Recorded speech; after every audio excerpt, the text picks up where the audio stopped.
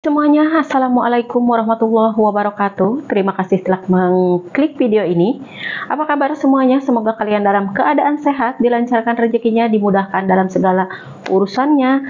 Nah, di video kali ini saya masih akan bercerita tentang TKW yang dipenjara dan dipenjaranya tanpa sabab, tanpa bukti juga ya.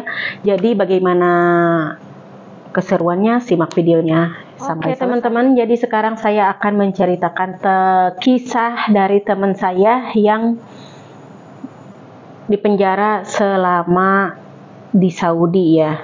Jadi pertama-tama dia itu kurang lebih tahun berapa ya? Ini dari awal ya.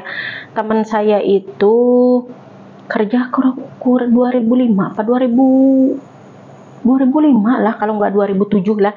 Dia tuh berangkat ke Saudi melalui PJTKI atau PT ya teman-teman. Kemudian dia berangkatlah dari kampung itu pergi ke Jakarta ya, ke Jakarta melalui sponsor kampung, pergi ke Jakarta, dan dari Jakarta dia di penampungan, dia bikin surat-surat, terus kemudian bikin paspor, bikin apa-apalah ya gitu. Kemudian dia terbanglah ke kota Riyadh ya teman-teman. Setelah di Riyadh dia mendapatkan majikannya yang masih muda ya teman-teman. Majikannya masih muda dan kalau nggak salah anaknya itu kalau nggak 1-2 lah ya. Nah kemudian kerjalah dia di situ. Dia tidak bisa bahasa Arab dan juga dia orang masih belum berpengalaman. Kerjalah di situ. Kalau nggak salah kerjanya 1 bulan apa 2 bulan. Lupa dia tuh nyeritain karena ini tuh ceritanya udah lama banget ya teman-teman. Nah kemudian dia itu ditudinglah sama majikannya, katanya dia itu mencuri emas sebesar 1 kilo teman-teman. Sedangkan teman saya itu udah saya kasih nama aja, teman saya itu namanya Ijot ya. Nah si Ijot itu nggak tahu menau, bahasa belum bisa ya. Kemudian dituduh mencuri emas, dibawalah dia ke kantor polisi. Di kantor polisi itu dia dicecar ya, ditanya kamu mencuri, dia digeledah nggak punya barang, nggak punya apa-apa. Nah barangnya itu nggak ada, cuma kan kalau orang asli gitu ya, orang situ ya berkuasa begitu. Misalkan dia mencuri cuma emasnya udah saya ambil lagi begitu. Nah jadi kata di kepolisian itu, majikannya itu bilang ke pembantu ya, ke teman saya itu ke si Ijot itu, katanya bilang, kenapa kamu dipenjara di sini? Karena kamu mencuri emas sebesar 1 kilo di kamar, katanya. Ya kagetlah dia, kata dia, saya nggak mencuri apa-apa. Kalau saya memang mencuri, mana barangnya, terus dikemanain? Nah begitu ya. Nah tapi di ujung-ujungnya karena jadi nggak ada bukti gitu ya, emasnya mana barangkali ya di penjara itu. Terus nggak ada barang bukti ya, pengiriman dia belum pernah kirim, nerima gaji juga belum. Orang kalau nggak salah gitu cuma baru 2 bulan pas 1 bulan kerja di rumah majikannya itu, belum bisa bahasa dia. Nah begitu. Kemudian yang teman saya tahu kenapa dia dipenjarakan itu ya, majikan wanitanya itu cemburu teman-teman ya, karena si Ijot itu kan masih muda, dia tuh keluaran SMP cuma langsung nikah punya anak, dan dia tuh ninggalin anak masih bayi waktu pergi ke Arab itu ya. Dia tuh masih muda dan masih ya, cantik, orang dia cantik gitu ya. Nah kemudian dia itu pergilah di kantor itu ya, dibawa barangkali ke sidang ke apa, yang nggak ada bukti. Nah kemudian sampailah dia, pokoknya di penjaranya itu kurang lebih 5 apa 3 bulan, lupa saya itu ya. Ya karena nggak ada bukti, dia itu di penjaranya itu di bawah tanah teman-teman, pakai besi itu tangan sama kaki, pakai itu nggak bisa jalan gitu ya. Nah kemudian setelah dia di penjara, nggak ada bukti, nggak ada apa, sampai akhirnya dia dibebaskan dan pulang ke Indonesia. dan dikasih uang sama polisinya itu, kalau nggak salah dikasih uang katanya 500 real katanya. Kasihan barangkali ya, ini buat ongkos katanya, karena dia di situ itu kalau nggak ada kegiatan suka nyapu, suka apa gitu ya.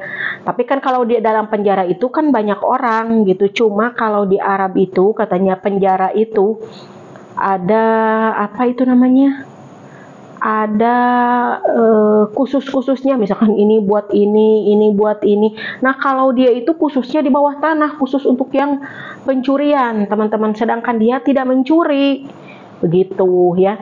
Kemudian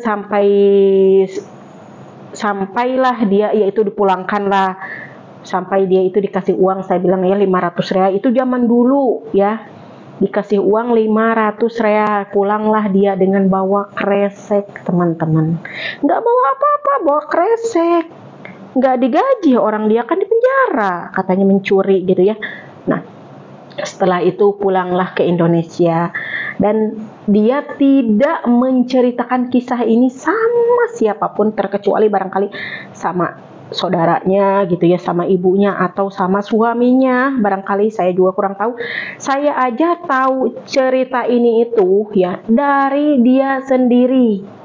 Dia menceritakan, kata dia, kenapa ke saya gitu ya, si Ijot itu kena ke saya itu, dah kenapa kamu katanya nggak mau pergi kerja ke Arab. Saya bilang saya nggak mau ke Arab Saudi, pokoknya saya nggak ada minat. Kalau kerja untuk jadi pembantu saya tidak mungkin, tapi kalau untuk haji atau umroh insya Allah saya mau, tapi kalau untuk bekerja sebagai pembantu saya bilang saya nggak mau. Nah dia itu kenapa nggak mau, saya bilang saya nggak suka di Saudi. Nah ceritalah dia seperti itu, katanya saya juga nggak mau kerja ke Saudi itu ya kayak gitu katanya. Dulu bercita-cita pergi ke Arab katanya, karena kan dulu mah yang terkenal itu cuma Saudi ya. Nah katanya orang-orang itu 2 tahun pada bangun rumah, punya ini punya itu, sedangkan saya pergi ke Arab sekian bulan cuma di penjara dan dituduh nyuri teman-teman. Begitu dia menceritakannya itu di sini di Qatar, sama saya ngomong sendiri sama saya ya. Dan sekarang dia sudah pulang, sudah sukses teman-teman. Nah saya lanjut lagi nih kisahnya sampai Bollywood ya. Nah jadi setelah dia pulang itu dia diem di rumah, nggak pergi kerja lagi, anaknya masih kecil juga gitu ya. Nah dia tuh kerjalah di pabrik, di garment gitu. Jadi dia bertahun-tahun diem di rumah aja. Kemudian dia itu setelah di Indonesia dia diem gitu, jadi kerja cuma ke pabrik aja. Setelah kerja ke pabrik bertahun-tahun dia ingin pergi lagi merantau ya, karena dia itu pengen punya rumah gitu ya. Karena kalau rumah tangga itu yang susah itu bikin rumah teman-teman, dia itu nggak mau tinggal terus sama mertua atau sama orang tua barangkali ya dia itu. Kemudian Siti Ijot ini tuh daftar lagi lah ke PT yang memberangkatkan ke Qatar. Nah terbanglah ke Qatar, dia itu ke Doha, kan di Doha, di Qatar itu yang terbesarnya itu Doha ya, karena kota kecil lah di Qatar itu. Nah berangkatlah ke Qatar dan punya majikan yang baik, bebas, sukses di sini. Dia tuh pokoknya sampai sujud syukur lah dia ya. Pokoknya begitu, sampai dia punya rumah bagus, nyekolahin anak, bertahun-tahun dia sini, 7 tahun atau 8 tahun lupa saya ya. Pokoknya sampai nyekolahin anak, rumahnya bagus teman-teman ya. Kemudian sekarang dia pulang karena anaknya udah masuk SMA, udah kelas 3 atau kelas 2, lupa saya sekarang ya. Dia pulang lah begitu teman-teman. Jadi dia itu sukses, punya rumah, nyekolahin anak, punya sawah, punya apa. Di sini gajinya besar, 2.000, majikannya baik, seminggu sekali bebas. Kalau 1 minggu dia nggak dikasih, nggak libur gitu ya, majikannya ngasih 100 atau 200 real gitu ya. Dari kalau dia itu nggak libur itu ya. Tapi majikannya suka bilang, kamu mau libur nggak minggu depan? Terus misalkan si Ijotnya ngejawab, emang ada apa? Oh saya mau ada tamu, boleh nggak kamu nggak libur 1 hari karena saya butuh kamu minggu ini, minggu depan boleh misalkan. Ya udah, kata dia, nggak apa-apa. Majikannya ngasih 100 atau 200 tiap tahun Lebaran, Idul Adha sama Idul Fitri itu dikasih hadiah, ulang tahun dikasih hadiah, kue apalah segala macam. Pokoknya dia tuh enak banget teman-teman ya, sampai-sampai dia nggak mau pulang gitu. Cuma orang tuanya sudah tua, kemudian anaknya juga ya barangkali dari SD ditinggal sampai sekarang SMA kelas 3 kalau nggak salah ya, lupa saya. Anaknya itu udah perawan, udah gede, jadi dia itu ya katanya mau apa lagi katanya, jadi dia pulang sekarang.